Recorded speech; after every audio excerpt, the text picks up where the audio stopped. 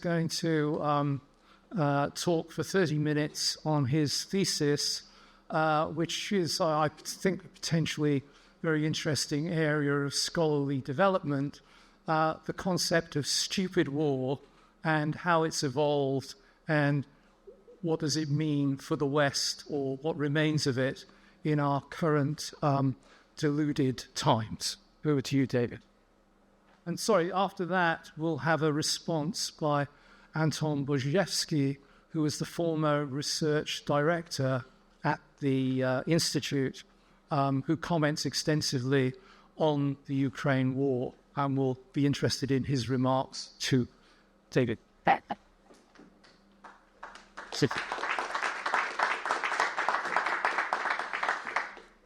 Thank you very much. I'm delighted to be here. I'm going to speak, I think, mostly off the cuff, but there is a prepared text which perhaps the Institute will share for those who want to explore ideas that perhaps don't come out as full as they might do in 30 minutes. But I think I'd rather speak to the ideas of the paper than simply stand and read the paper to you, which would be dull for me and probably dull for you also. I do wish, though, to explain a bit about the title. Where does the title come from? It's come from. It isn't just a fanciful choice on my part to call them stupid wars, although I do think them stupid. I'm not trying to be deliberately offensive. It actually comes from what President Obama described as the essence of his foreign policy doctrine. Obama declared that when it came down to it, the essence of his foreign policy was don't do stupid shit. So that's kind of where it started. You might have heard recently also that there was a widely reported campaign speech by Trump, occurred in South Carolina, I think a week or so ago. It was widely reported because in the speech he was supposed to have encouraged Russia to threaten its neighbors if they didn't pay their dues to NATO. That was widely reported, but there's a line in that speech which was not reported, which I thought was very interesting. It went like this: when Trump was reflecting on the foreign policy of the Biden administration and of the Obama administration before his, and on American foreign policy generally in the post-Cold world, he said, "We've been the stupid country in the world. We've done so many stupid things." What they mean are stupid wars. What they're talking about is wars, and the use of the selection of the word "stupid" is theirs. So that's where it's come from. So the object of my talk is to explain what are they? What are stupid wars? Hopefully, I can begin to explain why they happen in the first place, and then finally, I'll conclude with a section on the current Western involvement in the ongoing Russo-Ukraine war, which I think in many ways epitomizes stupid war. So there are three parts. I'll briefly talk a bit about what other scholars have said on the subject that I find relevant. Then I will look at aspects of stupid wars from recent history, that is, history from the end of the Cold War, more or less to the present day. And then thirdly, I'll talk about Russo-Ukraine of the last 2 years. Before I go forward, I will offer just a short working definition of stupid wars. How do I conceive it? A stupid war is a strategically retrograde war. It leaves one in a position strategically afterwards which is worse than the one in which you began in the first place. They tend, as a group, to produce more of the thing that they're supposed to be fighting in the first place. The best example of this is almost certainly the war on terror, which has produced a great deal more terror. It's produced so much more terror that you might think that, well, maybe that was the point of it in the first place. Other examples might be given from different contexts, although using the war term. The war on drugs, the war on crime, the war on poverty. You're familiar with these formulations in political rhetoric. Those are not stupid wars, they're just stupid uses of the term war for an area of policy. So getting to the first part, what other scholars have said about it? Many scholars have found failure to be extremely interesting, as have many practitioners, many politicians are intrigued by failure. Particularly if you have experienced failure, if you are on the wrong end of a series of decisions which have left you personally or the organization that you represent or the nation of which you are a part in a condition of defeat, especially a dramatic and humiliating defeat, you are very likely to be preoccupied by the question, why did that happen? So there's a good deal of scholarship on strategic failure, but perhaps not enough, I would suggest. One of the more frequently cited is a book entitled On Military Misfortune by John Gooch and Elliot Cohen, both American scholars. This is a book principally concerned with tactical matters. What they attempt to do is explain the outcome of particular battles, like the defeat of France in 1940, for example, or the British campaign in Gallipoli in 1915. And so they try to establish what was the point of military failure, and then apply a methodology, a series of analytical steps, which would, they argue, isolate the institutional and organizational factors that led to that. The major preoccupation there, though, is tactical. It's not about the selection of the battle or indeed the selection of the war in which the battle occurred, but more about the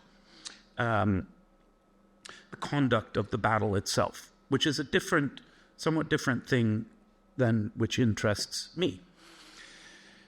Another often cited book is On the Psychology of Military Incompetence by Dunnigan, which is a bit elderly now, written in, I believe in the late 1970s, early 1980s. Again, a book which is concerned with tactical military failure, and as you can guess from the title, explains that in terms of certain psychological behaviors of military commanders, certain common flaws in approaches. Where I think you're getting more useful is in the work of another colleague of ours, Lawrence Friedman, who possibly coined, although others might lay the claim, to the terms wars of choice as opposed to wars of necessity. A war of choice is, or rather, let's start with war of necessity. A war of necessity is a war of, exemplified by a war of national survival. If you are under attack by a supremely powerful opponent whose intention is to erase your state, potentially to erase your people, that is a war of necessity, and pretty clear. Wars of choice are much more ambiguous. As Friedman puts it, wars of choice are the wars of humanitarian intervention. They are the wars of regime change. My point of view is this, that all stupid wars are wars of choice. That is a definitional quality to a stupid war, that there is a choice element to it. That does not necessarily work in the reverse direction. There might be an argument to this case, but to that end, but it's not the one that I am making. I think it is possible, logically, that there might be wars of choice which are not stupid, which are not fought stupidly, and are not directed towards the achievement of ends which are in themselves stupid. So it doesn't necessarily work in reverse, and I'm not trying to make that argument. But all of the wars which we would categorize are stupid have an element of choice in them. And I think that is the thing which both Obama and Trump, as presidents of the United States, still today, the global great power, were getting at with their crisp statements of their ideas, but also their very apparent vexation and confoundedness with the existence of these sorts of wars. Yeah. Now let's talk about various aspects. What are of stupid wars? How can we identify them? And I'll suggest that they have three primary features. The best way to start to explain these is through what I think is the paradigmatic example of stupid wars, which is the 1993 Somalia intervention. Looking about the room, I can guess that most people in the room are of sufficient vintage to be familiar with the Somalia intervention, but for those who are not, Somalia is a country in Africa located on the Horn of Africa in an extremely arid region. By 1993, Somalia had been at war with itself, and for a period with one of its neighbors. For over 20 years, it lacked any kind of central government by that period, and as I said, it was located in a seriously arid region with very tenuous food security. By spring of 1993, or in fact of late 1992, but leading into spring of 1993, international organizations were pointing to the extreme likelihood of an outbreak of famine in the region. The world at this point was beginning to be joined up through the power of global media. At that point, pre-internet, we were talking about 24-hour cable news networks, principally CNN, but also other agencies which were highlighting the existence of this potential mass tragedy on the Horn of Africa. And so it was thought that there was a need for a humanitarian intervention. Fairly simple idea. The problem is that inserting a humanitarian intervention into a region of ongoing civil conflict inevitably becomes intertwined with that conflict. So it was soon realized that food could not be brought to those who needed it without security provided for that food, and for a regularized system of delivering that food in a way that didn't extend or aggravate the conflict by otherwise supporting the logistics needs of this or that warlord.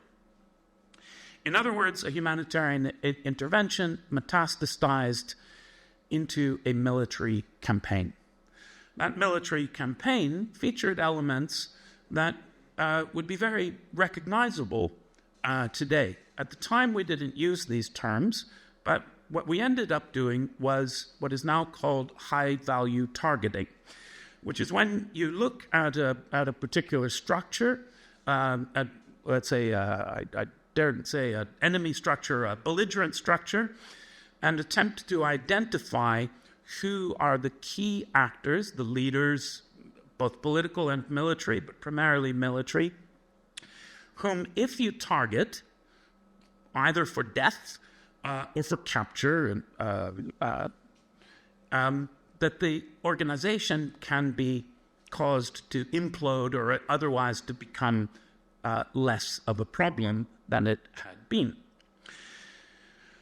So the essence of the military campaign becomes focused upon a particular warlord, Muhammad Farah Aidid. Muhammad Farah Aidid is the leader of the largest Mogadishu-based militia, which is based, as most of the militias are, in a tribal group. His militia attacks a Pakistani military detachment. 24 Pakistanis are killed. It is determined that we need to take out Muhammad Farah Aidid. Initially, the attempt was to assassinate him. So there was a bit of intelligence that said he would be meeting with his clan elders in a hotel at a certain time. So we put a helicopter in the air and shot 3 Hellfire missiles through the windows of the hotel. He wasn't there, but the clan elders were there. Well, suffice to say that slaying the clan elders of a given, the elders of a given clan is not a good way to earn the friendship and admiration of that clan.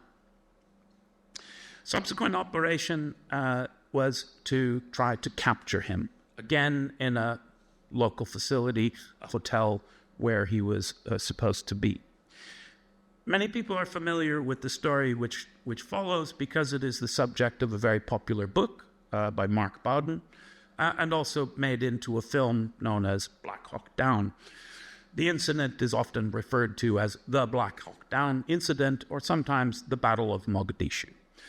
The climactic event comes on the 3rd of October 1993 when a detachment of U.S. Army Special Forces with Army Rangers in support flies swoops in their helicopters, sets up a security cordon, or with the intention of setting up a security cordon around the hotel, breaking in, capturing Aidid. It all goes wrong because of a number of failed assumptions. For one, the force involved at this point, or the commander of the force at this point, simply had no recognition of how deep was the anger and cynicism and seething resentment of the U.S. military, at this point, predominantly the U.S. military force in Mogadishu. Didn't realize that the reaction that would happen as a response to this.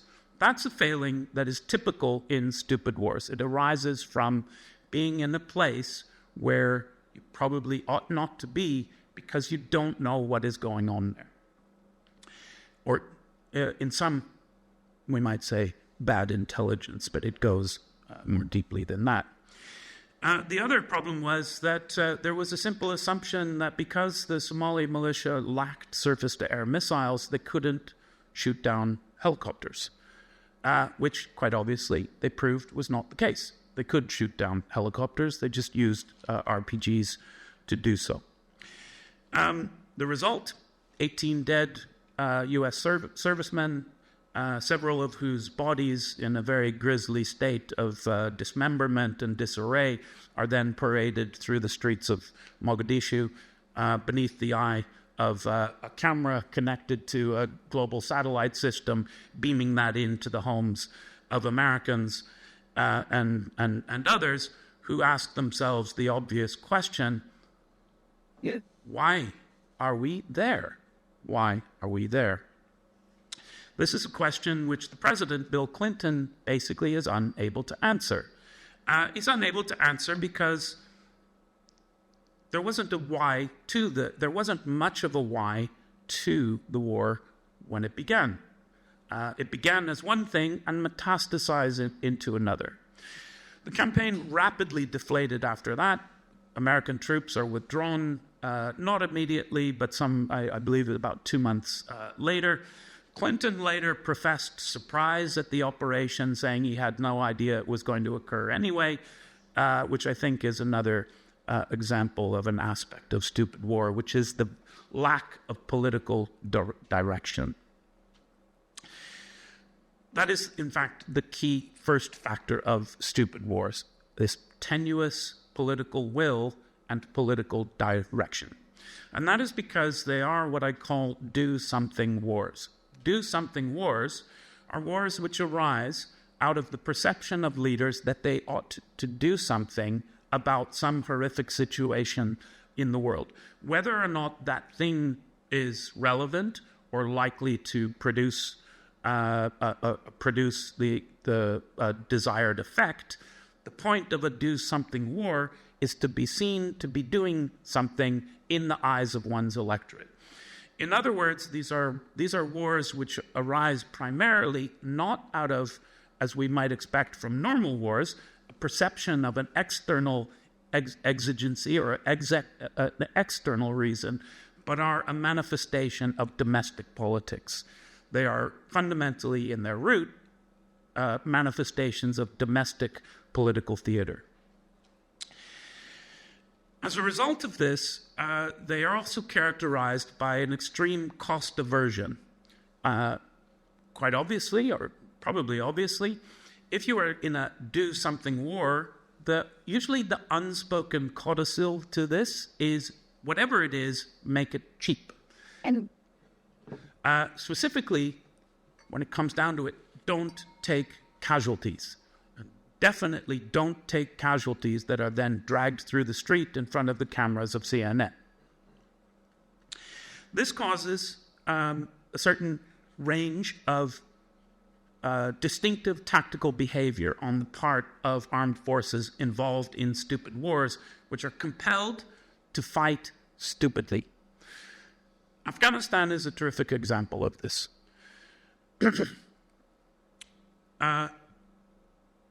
Where it has all of those elements. Now imagine a situation, for purposes of argument, that your objective was to create the most powerful, most capable enemy possible. You could do better than by going to that potential enemy's country, landing there, acting in a disagreeable manner, doing so with too few troops, because you are doing this as cheaply as possible, doing so with too few troops to really pacify the place, and in a way that requires you to spread your forces out over too large an area for them to control. Now you are in a situation where you do not control, you do not pacify, you're not causing fear, you're not generating respect. You are generating animus, and you are generating attack upon yourself. To defend yourself, you lock yourself down in fortified compounds. Most of your force, which is too small, never leaves those compounds. 90% of those who deployed to Afghanistan in uniform did so by flying in on an airplane into a very big army base, getting on a smaller airplane and flying to a smaller army base, which they never left. You would perform your military function, whether that's fixing airplanes or fueling things or, doing staff work or whatever it is, entirely within that facility. A handful of people, maybe a tenth, would be in the business of patrolling, going out from those. Their experience is going to be almost a daily series of small, vicious firefights, in which the primary animation of the commander is not to complete a mission per se. That is desirable, but the main thing is not to lose troops. This causes commanders then to develop a series of very recognizable behaviors. Normally, it is a halt of combat operations when a casualty is taken that then engages a system of withdrawals to a point where the casualty can be evacuated, and the next day you start again and go through again. The result of this at the end is that you put your enemy through what a kind of biological evolutionary process, almost biological evolutionary training process, which is something like the best infantry battle school you could run, certainly very high cost and dangerous one, but teaches them how to win. It teaches them the behaviors that they need to adapt to in order to put you on the wrong foot. It may take a long time. In Afghanistan, it took almost 20 years, but ultimately this is militarily and politically exhausting.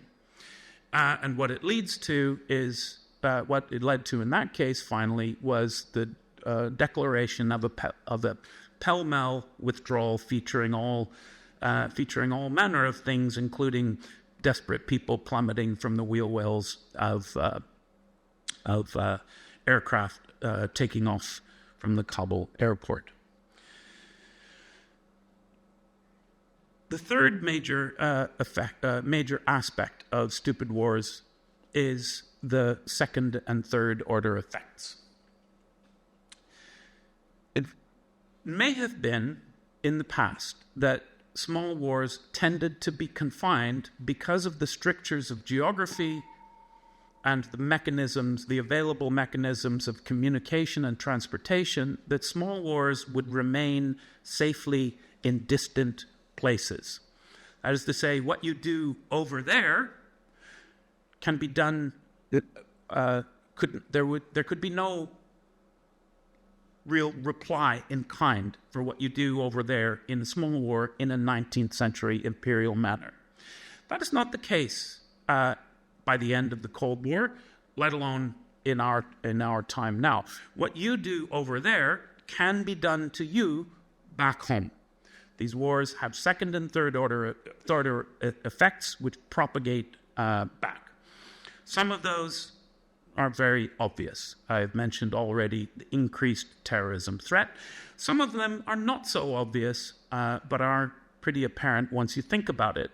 The diminishment of civil liberty across essentially every Western democratic state since the advent of the War on Terror. The proliferation of surveillance and other population control systems, which is a supposedly necessary attribute of contemporary social life. That is a second or third order effect of our security behavior. Changes in legal structure, likewise. Russia-Ukraine war, how much time have I got left? 5 minutes. Okay. Russia-Ukraine war. Let me go quickly. You're all familiar with it, so I don't have to engage in a lot of history. But bottom line up front, I think that there is what you might describe, or I would describe as an arc of stupidity. An arc of strategic stupidity. It begins somewhere at the end of the Cold War, or the beginning of the unipolar moment.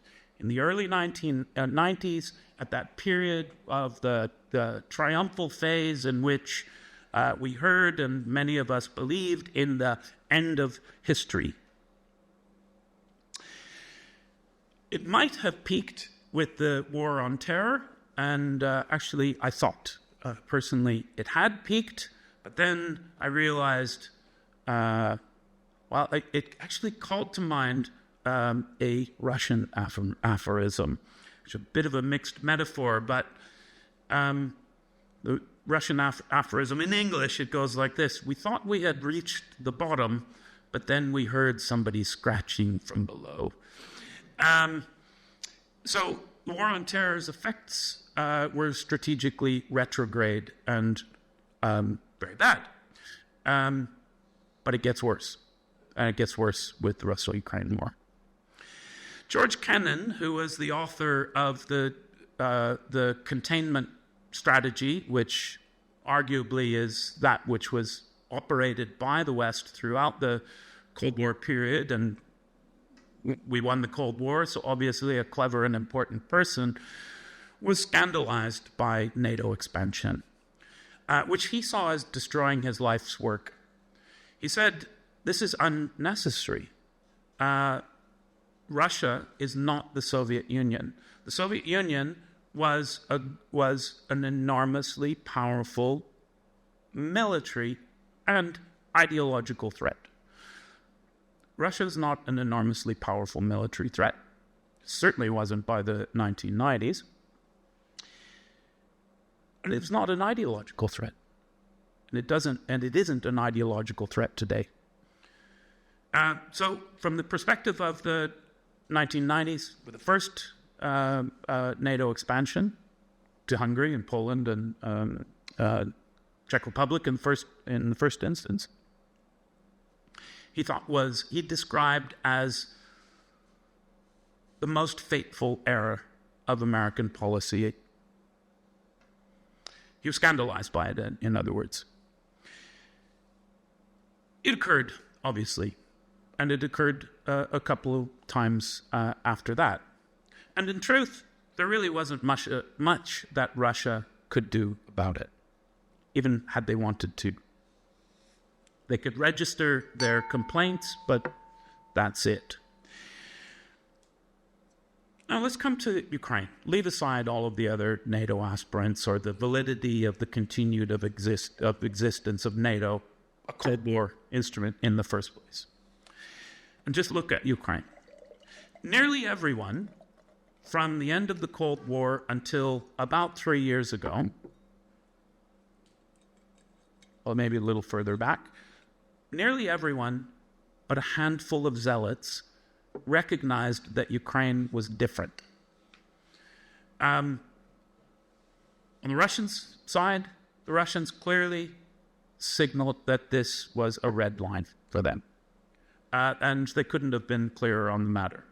On the Western side, there was a camp represented best by Zbigniew Brzezinski's former national security advisor in his book written after his retirement called The Grand Chessboard. And he made the argument that essentially Ukraine is the kind of ultimate checkmate piece if your intention is to forestall the the return of Russian historic ambition. In effect, you have extremes on both sides, which are looking at the problem more or less the same way. They have different end states in mind. One, arguably the return of Russia to a more prominent position in its region, to a greater position in the world. The other, wishing to forestall that thing. And both sides point to Ukraine as being the key factor. More or less everyone else is in the middle and says, this is not a landmine that we want to step on. It is a landmine. On the first step in dealing with landmines is don't step on them. That is a stupid thing to do. So most of the community recognizes that this is a thing that ought not to be done. That changes, as I said, about 3 years ago. That moves from an extreme position to what is now essentially almost the only publicly takeable position on the conflict. Anyway, I don't take that position. I think it's ridiculous. And it is going to be it is already very costly for us to have done so, and it is going to get worse. The UK-EU Association Agreement, specifically its security clauses, the association agreement leading up to 2014 and the Maidan coup or revolution of dignity, depending the perspective of which camp you wish to take, probably is the watershed, particularly its security clauses, which occupy a very small fraction of a large, rather dull document. But again, it was very clear that was the element that Russia was concerned with. I don't think that the EU, that the European Union External Action Service, really understood that they were about to step on a landmine. And that's a real problem. Secondly, that lack of political direction and lack of political and strategic sagacity about the world as it is a problem. The reporting on the war has been spectacularly bad. It's been delusional, in fact. Russian casualties are massively exaggerated. Russian military competence has been massively underestimated. Russian weapons have been generally effective, and moreover, they are plentiful. Plentiful. It bears putting that in bold and underlining it, in fact, because on the other side, they are simply not plentiful. I also don't think that they work any better, but the main point is that they're not plentiful. Professionals have long understood a simple thing about war, that amateurs study tactics, and professionals study logistics. That is to say, wars are won by having more stuff in the right place. Russia has more stuff in the right place.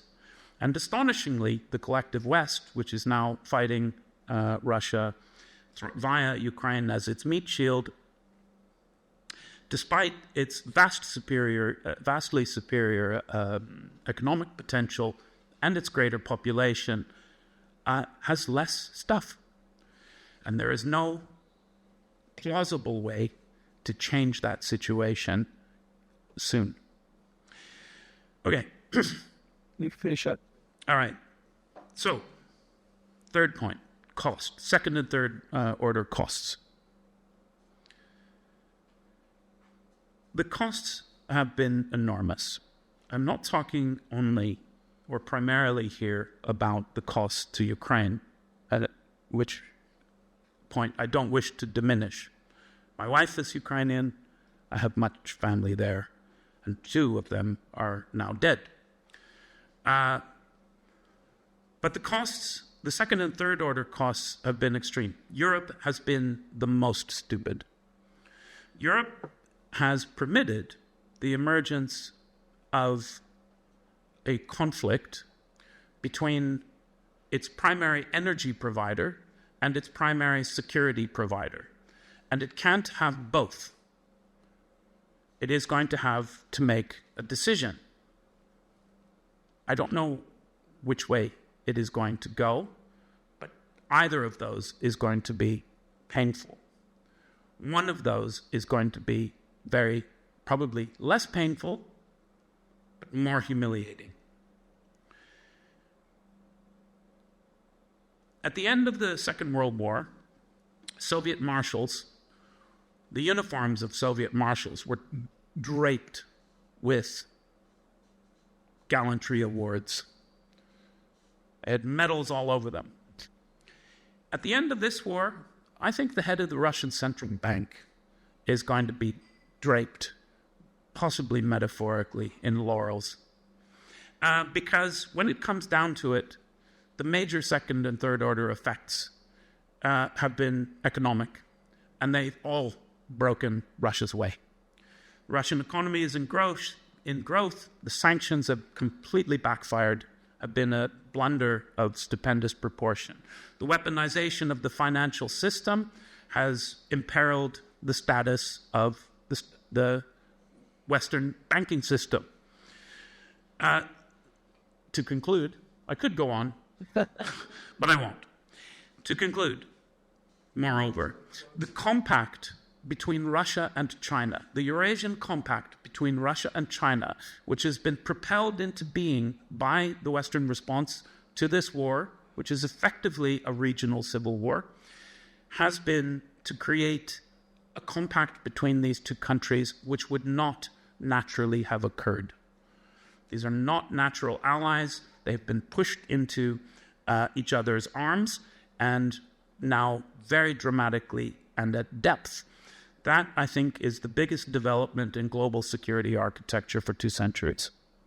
We'll be feeling this for a long time to come. That's it.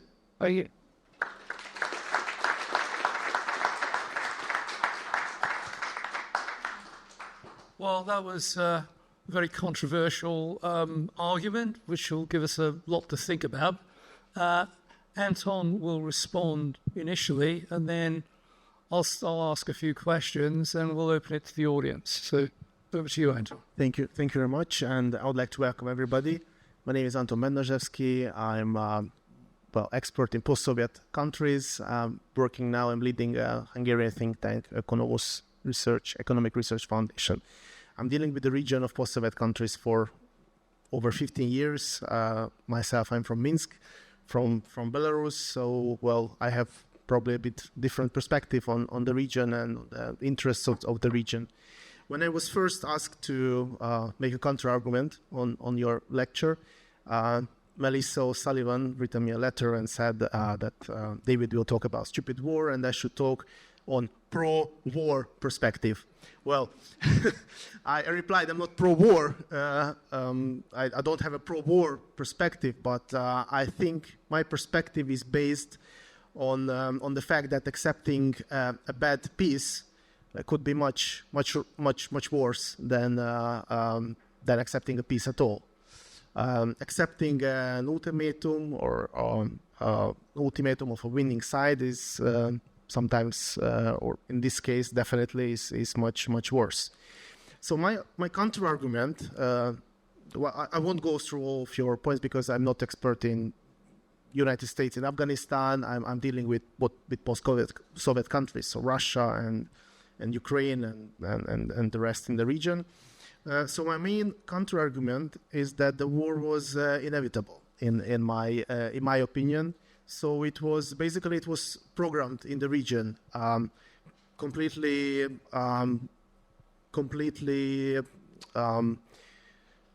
different from NATO expansion or from steps done by United States. In Russia history, in the last several centuries, Russia had gone through the same cycles of consolidation, expansion, collapse. Consolidation, expansion, and collapse. But the end of the Soviet Union was the phase of collapse. Then came the consolidation phase, and Russia reached that phase in 2000 something when Vladimir Putin came to power. And then the phase of expansion came, so it was inevitable. So if anybody would speak to Polish diplomats or experts or people in high-ranking positions in the Baltic states, they in the 90s or beginning of 2000s, they would say that now we have a window of opportunity to make anything to protect ourselves, to make the necessary steps to protect ourselves, because Russia will come back. And it's just a question of time. So where do we agree? I do agree with you that the Western position of power is not helping, definitely. And the West was dealing with Russia and some of the post-Soviet countries and even Central Europe from the position of power. That's my opinion as well. An affliction of victors and losers, a position of pride. I do agree with that. Then the other argument is that the West was not prepared. I completely agree. The West was not prepared for the war. Sanctions did not work and even backfired. We are completely on the same argument here. But then let me talk a bit about the role of NATO NATO as some kind of threat leaning above Russia. I think it's some kind of narrative. Well, partly it might be true from Russian perspective that they were afraid, they see NATO as a threat, but they also created a very good narrative about it, that NATO is some kind of amorph, which some kind of monstrum, which unstoppably incorporating all of Europe. And Russia can do anything to stop it. And there is a Russian narrative about NATO, which is squeezing Russia from everywhere. However, the reality is that before the war in 2022, the shared borders of NATO with Russia was only 7% of Russian territories. Now with Finland joining the NATO, it's 11% share of... So 11% of Russian borders are shared with any NATO member states, which kind of contradicts to the Russian narrative that Russia is surrounded by enemy countries and this kind of threat is growing. And I would also argue that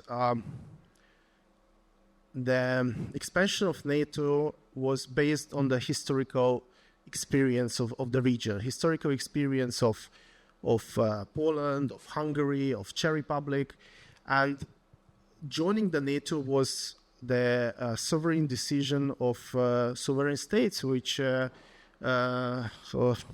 government were elected by them. So these were democratically elected governments, and their decision to join NATO to prevent future expansion of Russia was based on historical experience. Russia is Russia. Russia is a threat for these countries. Russia is a threat for Hungary. It was in the last 200 years at least. It's a threat for Poland. So I think from the perspective of the countries which joined the NATO after 1997, it was a completely understandable national interest to protect themselves.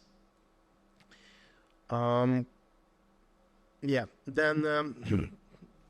the argument regarding NATO or Russia that there were some promises made by the NATO that the NATO won't expand.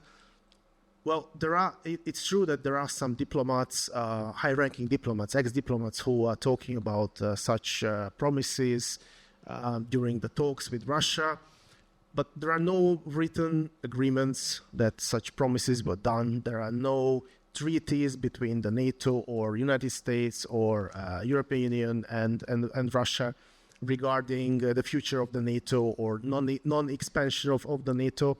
On the contrary, when we talk about, for example, the Russian aggression in Ukraine, Russia had violated at least three treaties which were signed by Russia in 1992, the Treaty of Commonwealth of Independent States, where Russia stated that it accepts the border of independent post-Soviet states.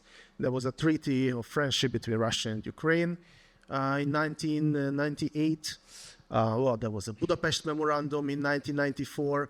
In all of these treaties, Russia, as a state, as a guarantor, promised that they would not attack their neighbors, that they guarantee their neighbors, in this regard, Ukraine, their security. So we are talking, on one hand, we are talking about treaties, agreements, and on the other hand, we are talking about some kind of promises which were maybe done, maybe not, no written evidence of that. No concrete agreements, right, between Russia and any other members. Well, should I go into some other? Yeah. Yes, I do agree that Russia is leading in regards to the war. Russia is leading now in defense sector. True. Russian abilities to produce weapons and ammunition currently are better than the Western. That's true. But as we see, that's true because Russia was preparing for this war. So it kind of contradicts with the narrative that Russia was a peaceful state, which and the NATO, the aggressive NATO was surrounding Russia, and the NATO was aggressive. Russia was naive, and then the Russia couldn't do anything just to prevent the future war with NATO, and to attack, to prevent the war, of course. So Russia was preparing for it for years, for at least 15 years, starting with 2008 when the Russian defense program was started, defense development program was started.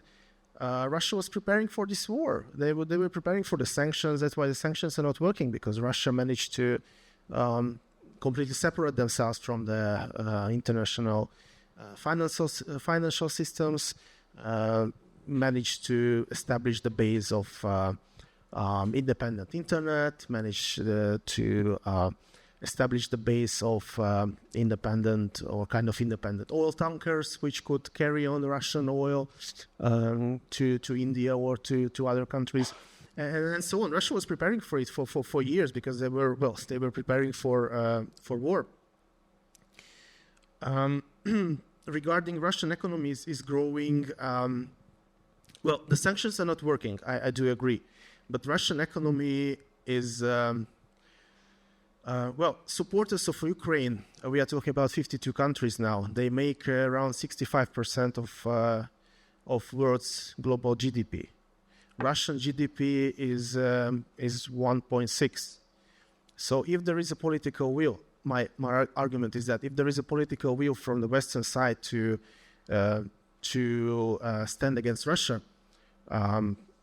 not militarily or in terms of nuclear capabilities or anything, but to support Ukraine in their effort to protect themselves, then the capabilities of the West are like 60 times better than Russian capabilities. So it's just a question of political will. Russia is an authoritarian country, so if Putin tells that we need to produce more ammunition, then probably in 2 months they will at least try to do so. In the West, it's much more difficult to make such. So just one remark regarding the Russian economy. Russian economy still hasn't returned to the levels of 2013.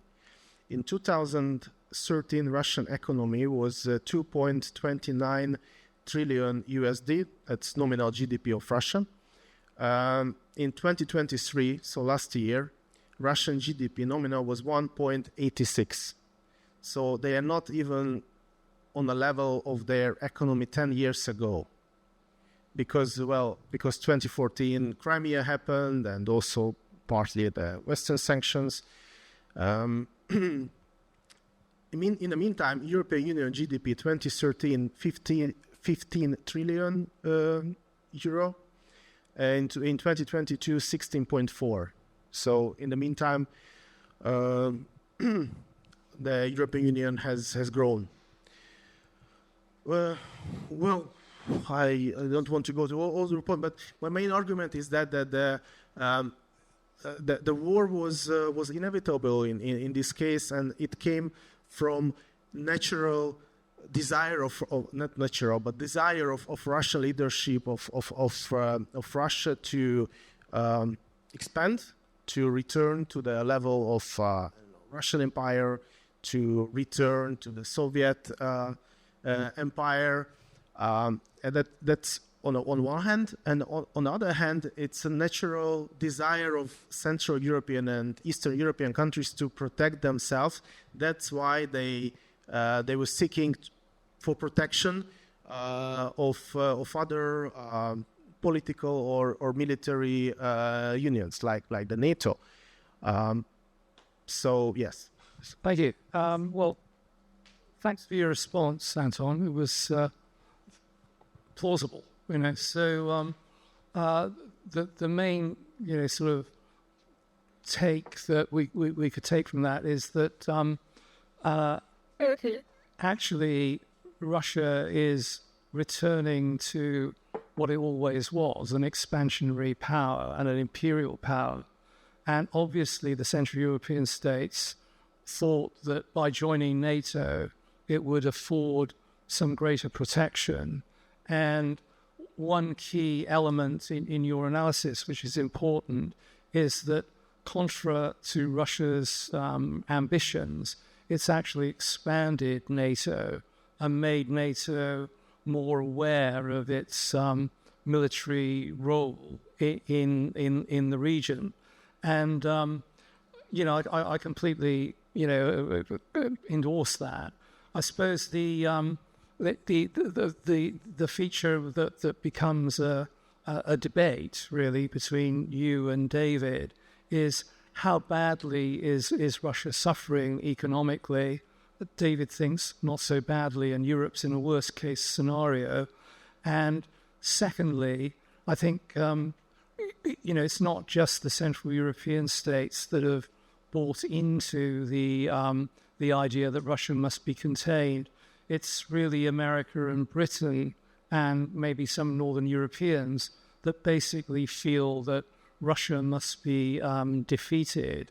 And at the same time, we know from Clausewitz, the theorist we both study at King's, the theorist of war, that if you're not going to use your whole force to defeat an enemy, then why are you fighting? War is so uncertain, so unpredictable, that unless you use all the means at your command to fight it, then you shouldn't have bothered in the first place.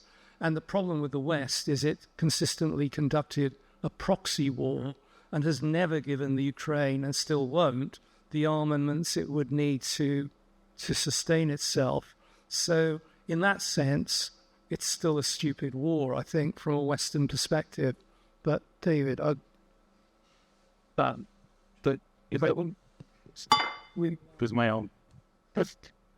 Depressing. Listen. See. Okay, thank you. Look, I just have a few points, and I'll turn over to the audience. Hopefully, you have lots of points in turn. But an alliance is not a health club. It's not a book of the month club. Its point is not to acquire members. Its point is to generate security. The fact that people want to join it is secondary to its function as an alliance. I'm also of sufficient vintage that I spent a lot of time in Central and Eastern Europe also, particularly through the 1990s, when I was working on civil-military relations.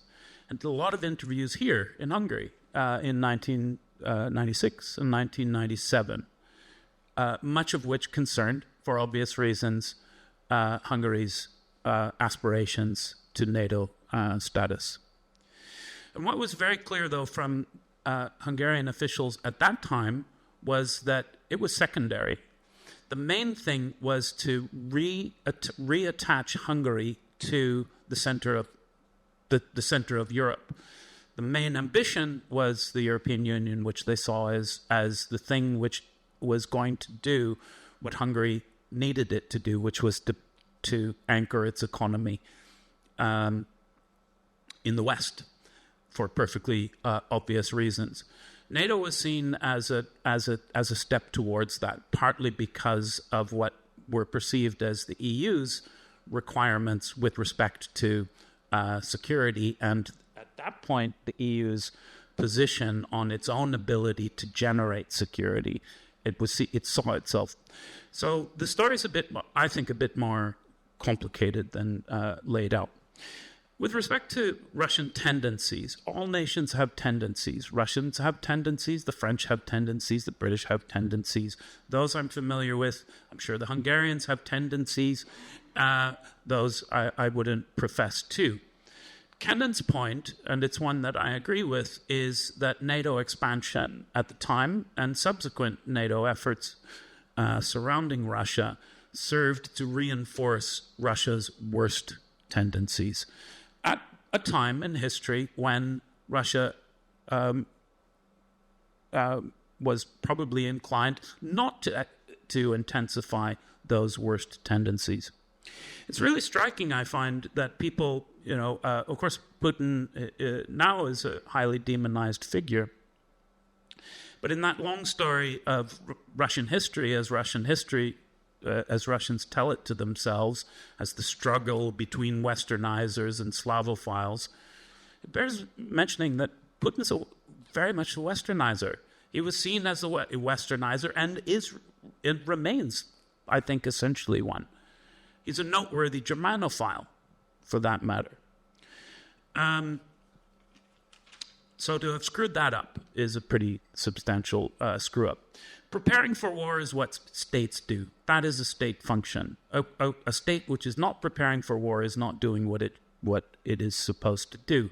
No one in the Hungarian government would think, I don't know, I won't speak for Hungary. But anyway, that's an established and understood function of states. if Russia was looking ahead, and I do believe they were looking ahead, and they were looking ahead to the particular war which is materialized, it rather speaks to Russian military competence and Russian strategic foresight, and the ability to understand all of the factors that would come into play when that conflict arose. In other words, they were thinking 2, 3 steps ahead. That's good chess. Right. Finally, what I hear so often are 2 messages. One, Russia is a gigantic threat that everyone needs to be very frightened of, to the extent that we must immediately double, potentially triple defense spending, practically overnight, when there's actually not a lot of money going around. Most Western countries now are indebted at levels that are historically very high. We have a most British officer talking a month ago about the need to consider conscription. Okay, so Russia is simultaneously this gigantic threat, but at the same time it's an economic pygmy that's outclassed by the West, that can barely hold itself together, that is populated by fetal alcohol syndrome sufferers and the like. One of these might be correct, but both cannot be correct. Maybe it's somewhere in the middle. That would be my guess. No, just one comment regarding the security. Your first remark regarding the main purpose of an alliance to provide security. Well, I would argue on the level that the security, the European security, or the security of the NATO members, I think did increase. We are talking now about a war in Ukraine between non-NATO member states. Ukraine is not a NATO member state, but we are talking about a possibility of Russian attack on Poland or Hungary or Czech Republic as something which is not really, which we cannot even think of, which is really low probability, because we say that Russia doesn't have a chance against the NATO. So, and NATO capabilities are much better than Russian capabilities. So that's why I would argue that the expansion of the NATO provided more security to Europe, because it expanded the borders of the alliance, expanded the borders of the protection. So if, for example, Poland would not be a member of the NATO right now, then maybe the situation of Poland, which would be the economic future of Poland, would be much worse now during the war in Ukraine and Russia's growing ambitions in the region. But since Baltic states, Poland, and the rest are part of the NATO, it provides much higher security in the region. It does not provide security for non-NATO member states, but I think we can drive out the possible NATO versus Russia conflict, because it's something which is very low probability. Okay. We'll maybe open up to audience questions. Jones? So, sorry. Hi, I'm an Australian American. I don't know if anybody knew, but talking about your nation states need to take action to protect themselves. But in Australia today, they announced their new naval budget to do exactly that. They've done nothing they've got the oldest fleet in the world. I use that as an example just to say to you, I agree with you. There's no political will in Europe to do anything more than the absolute minimum. And I think that's a real issue. Now, if Donald Trump, who's also supported by Viktor Orban, as you know, he made his announcement. If Trump comes back in, my question to you is, what is the future of NATO, where you have a Europe which does not really have a commitment to any kind of concerted defense beyond the umbrella of the United States? Thank you. Thank you. David first, and then Anton. Okay, I don't think NATO has a future. I think it's fatally compromised. I didn't mention the Nord Stream 2 attack in passing. Okay, well, I'll mention it now. Look, when one NATO member blows up the economic infrastructure of another NATO of a number member, that is a description of a highly unusual form of security arrangement, and put it at that. There are certainly deep contradictions in it, which at the currently basically can't be spoken. Certainly can't be spoken by a German government official, although ironically the president's talked about it a whole bunch. So I don't think there is a future for NATO, if I'm honest. The United States has its own problems. Trump is one of them, or maybe Trump is the solution of them. I'm not saying, or maybe Trump is neither the problem nor the solution, but it has its own issues. The center of gravity, the financial center of gravity of the world, is shifting. And if you look at it on a map, it's in the center of Asia. America's interests are going to turn that direction. Europe is going to have to fend for itself. I don't think most of the world is going to be interested in Europe, which is probably good for Europeans, because Europeans have massive amounts of problems to sort out internally for themselves, even before you get to Russia. But honestly, no, I don't think that NATO has a future. It's currently held together by deceit and fear of consequences. But neither of those are going to hold, because reality will just play through. So, if I'm pretty certain that if Trump is elected, that will hasten it. But it'll occur even if it weren't Trump. That's my opinion. Oh, and Australia is going to react. I think it makes complete sense why the Australians are rearming, because they can look at where the center of gravity of the world is, and in relation to where they are, and work out that we'd better have something more on the sea than what we've got now. Anton, you next. We haven't got enough microphones, is it? I believe that NATO has a future. Russia just gave it purpose, because in the 90s, after the collapse of the Soviet Union, NATO didn't really have a purpose. What was if we would argue at that time, 20 years ago or 25 years ago, I would argue the same. That was the purpose. What was the future of the NATO? But now, with the Russian aggression, with the threat which is felt among all along Europe, NATO Russia just provided purpose for the whole of NATO. And if we see the opinion polls done in a population of NATO member states, the acceptance of NATO is much higher than the acceptance of European Union.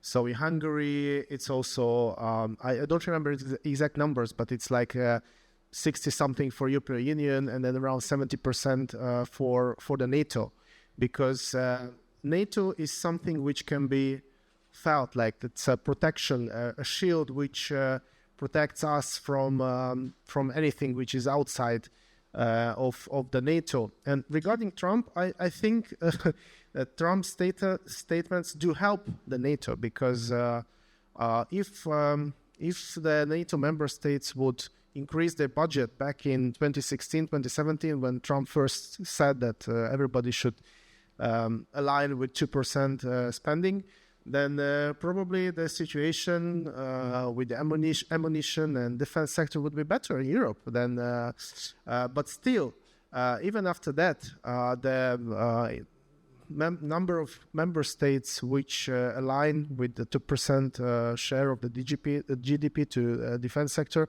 has increased dramatically.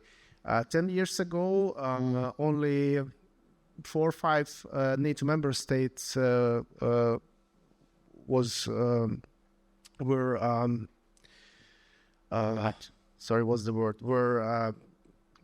committing with the 2%. Now it's around 14 or 15 member states. Hungary just reached 2% share last year, and it's increasing. Poland is around or maybe even above 3% of the GDP share to defense spending. And that will increase. So I think the pressure coming from the United States is really helping the defense capabilities and the responsibility of European NATO member states. Okay, well, we've got a bit of a disagreement there. We've got another question. We can continue with that argument later. Thank you. So, first of all, I am first time here. So I was curious to come and feel you a little bit more, and therefore maybe my comment is coming from a different viewpoint. So I am not a research person. I'm not from politics. I'm from the business world. And I think we have to consider this whole from this perspective as well. We have in the last 30 years a kind of golden period. This ended now, clearly. And in this golden period, I think for all of us, it was very visual that at large meetings, panels, I have never seen people in uniform. So it means that the military, they were in the barracks. The military industry, which still existed, but they were very slow on a low level. All the stocks of the national armies were basically full. Sometimes they replaced, but it was not a big business. What we see now, we see military people at the panel, on the panels. They are out of the barracks. You can compare it that you would be a football team, and you were training for years, and there's no game. That is not logical, and therefore, for me, it's clear that the military people are there with us, out of the barrack, and what I can forecast that they don't like to go back in so fast into the barracks. I'm not a military person, but I have some well-placed people in this regime. So to get to the question is then that, sorry? Your question is that... Yeah, I mean, it's... I wanted to get an answer, but this is my explanation, whether I am right or this is something what should not be considered. Okay. So I think the military industry and the military is a strong player in this. And if we just talking about nice ideas, what the politicians think, it's wrong. Okay. Well, something can behind. We have the speakers, speakers respond. David first, maybe? Well, I don't have a long response. I think that's a very valid observation, and I think your estimation is correct. If you are correct about your observation, which seems reasonable, the truth of the matter, yes, is, as we understand, as someone who has done a bit on the civil-military relations literature, yes, armies do tend to have difficulty getting back to barracks, and it is alarming. It does relate, as I said, to second and third order effects of things on the broader society that relate to the decision to these things. And so I think you're quite right in your concern, and you should continue to raise it. And if you have the stature to tell important figures that this concerns you, then I would encourage you to continue to do that.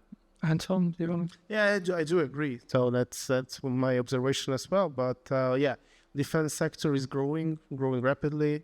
European defense companies increase their capabilities or their production by 3 times, but they are still asking for more orders from the governments, long-term orders. And I think the weaponization of the world, the global increase in military will be something which will be experienced by us in the next 10, 15, I don't know how many years. Thank you. Yes, we've got a question over here. Can we try and keep the questions short, because there's plenty of people who've got questions.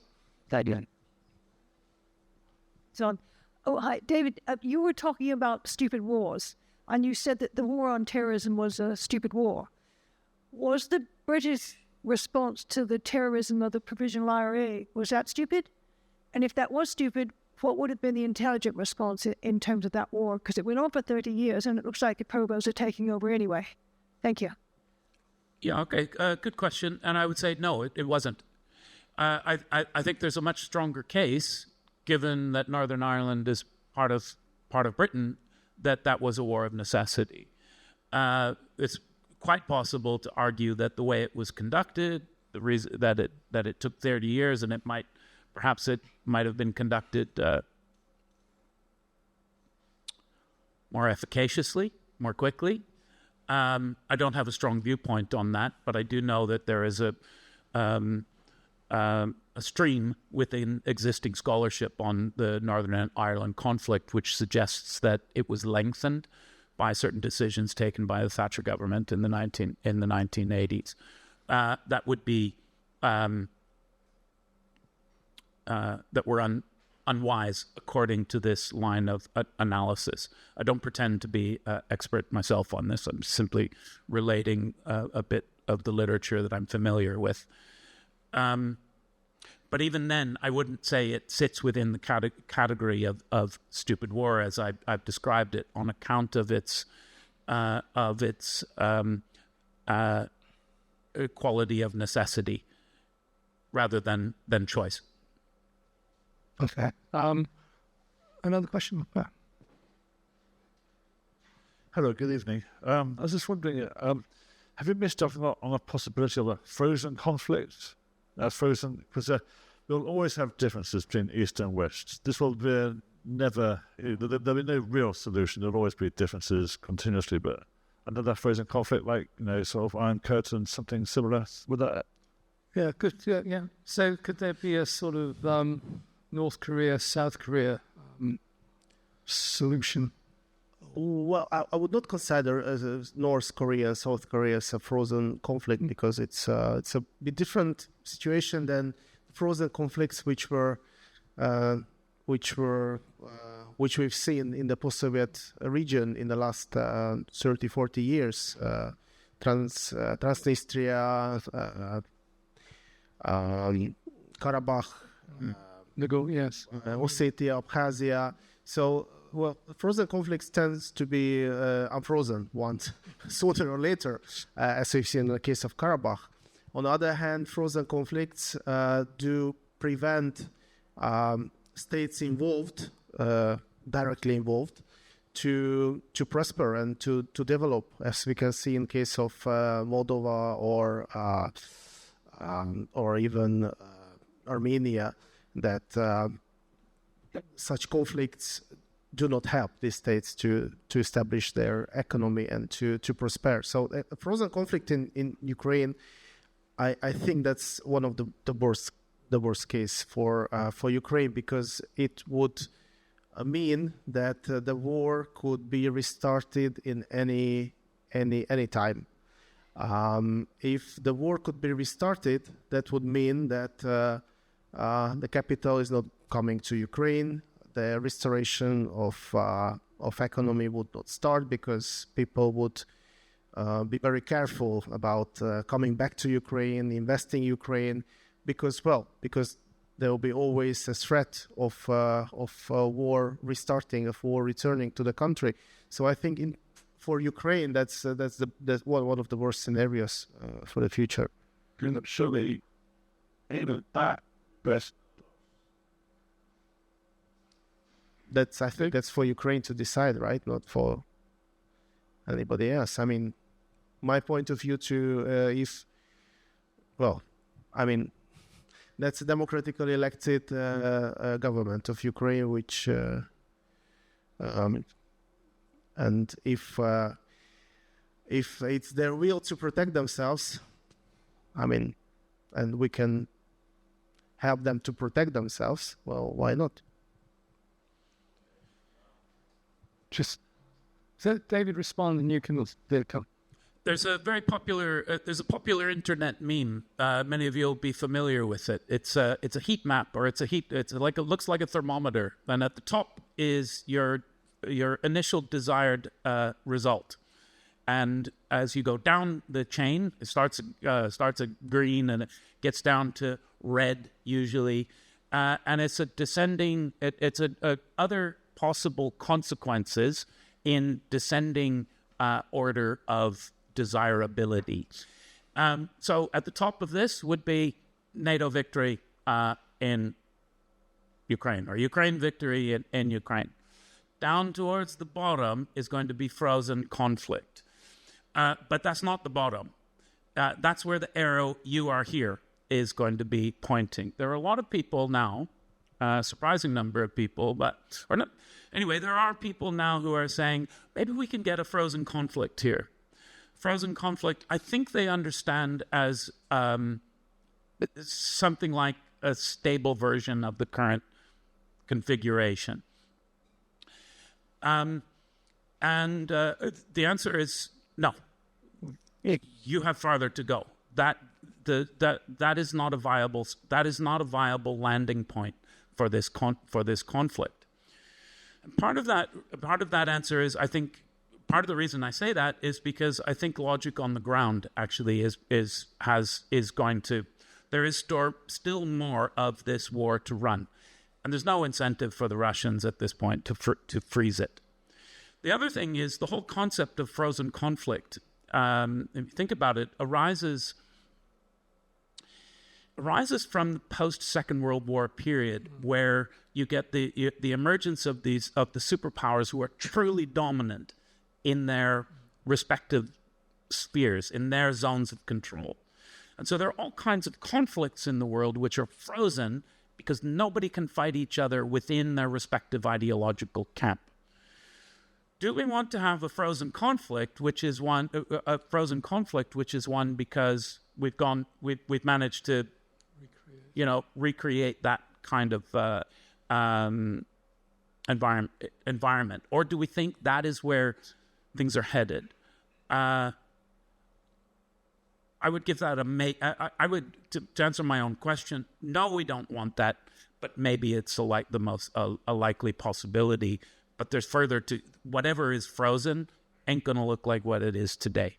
It will be worse from the perspective of. Okay, good. Quick response. But I think something else we've sort of missed out on. I think there is a discontent at home in Russia. I mean, there could be a revolution. Russia might break up. The eastern parts of Russia or Siberia, they're very sort of dissatisfied with this. That would be a whole new twist altogether, I think. Okay. Russia might break up.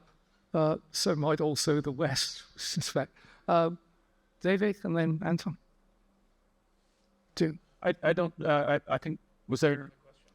So what if Russia broke up? I don't think. Okay. Well, countries do break up, but I don't see Russia breaking up. And I'm much more concerned about the cohesion of Western societies than I would be than I am about Russia. I know. I mean, I've sat in enough planning meetings now to have heard the idea that Russia could be encouraged to break up, or we expressed, and I don't think it's plausible. And it's not even within these planning sessions where people really want that to happen. They almost always come away saying, no, this is not plausible. Anton? Well, I do think that the probability of Russia to break up is pretty low. It can happen. Anything can happen. And we've seen in the 90s that, Russia is a federation. And in the 90s, different regions, different autonomous regions of Russia had quite big independence. Some regions, like Ural region, had even their own money. Most of them had their own constitutions, which in some cases contradicted to the central constitution. So actually it was something which Russia had experienced in the 90s, right? But I do think that currently the probability, Russia is so much centralized now, so I think the probability of such scenarios is pretty low. Thank you. Last question. Gentleman here.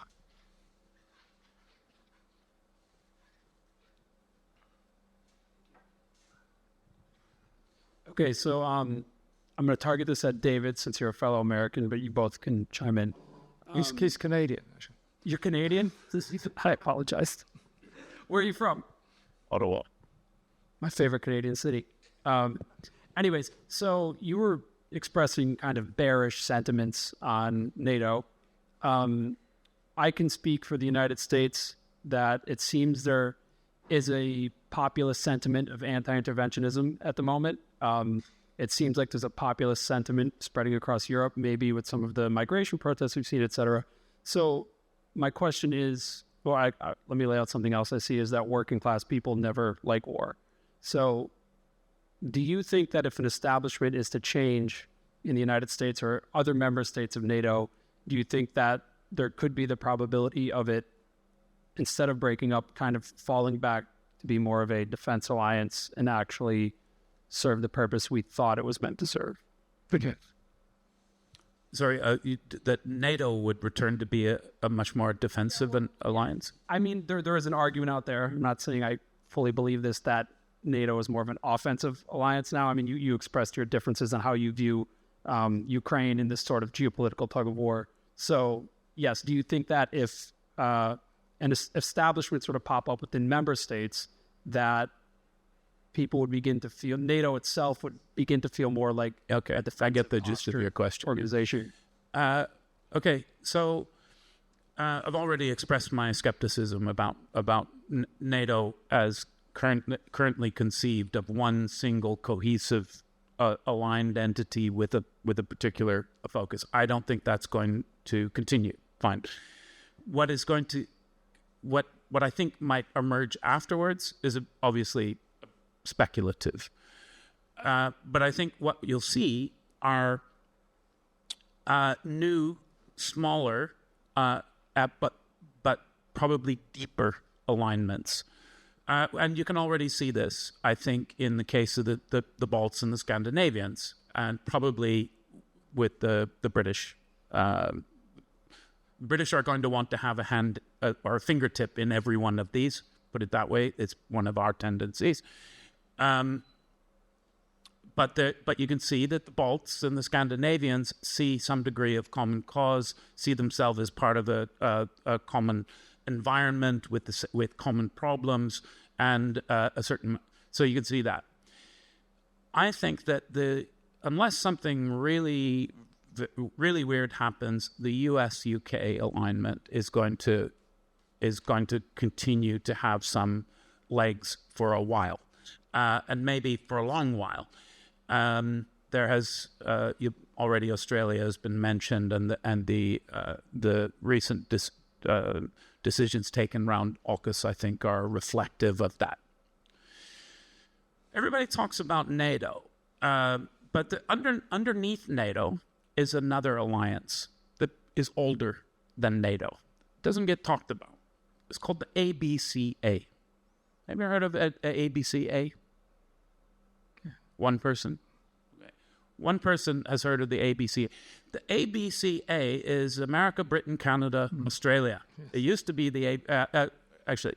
New Zealand is in there, but it doesn't get its... the ABCA, it's the same thing as the Five Eyes, but the ABCA is the army portion of that. And it was started in the Second World War as basically the idea that these armies fight together and they need to have mechanisms for doing stuff like swapping junior officers. So there's an understanding of what level you can swap a junior officer. Can you take an American Marine platoon commander and stick him into a Royal Marine platoon? Answer, no. But you can with a company commander. Anyway, there's a whole bunch of things that start off basically because they're at war. That still continues. There's a naval variant of the ABCA. There's an air variant of the ABCA. There is the intelligence Five Eyes community, which is reflects the same thing. Yeah, I think that's probably going to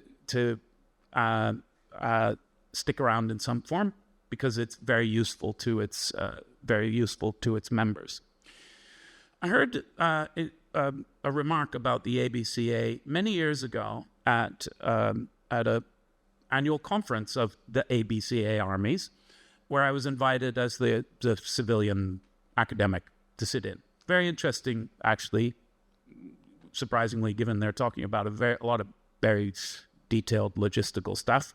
But it was interesting the way they talked to each other, because clearly at that very low level, they were very integrated. And it was afterwards in the bar, them talking to each other, I asked the question, I said, well, you can speak to the Dutch. The Dutch all speak English, and the Belgians mostly speak English, and the Germans are, can't they be in the ABCA?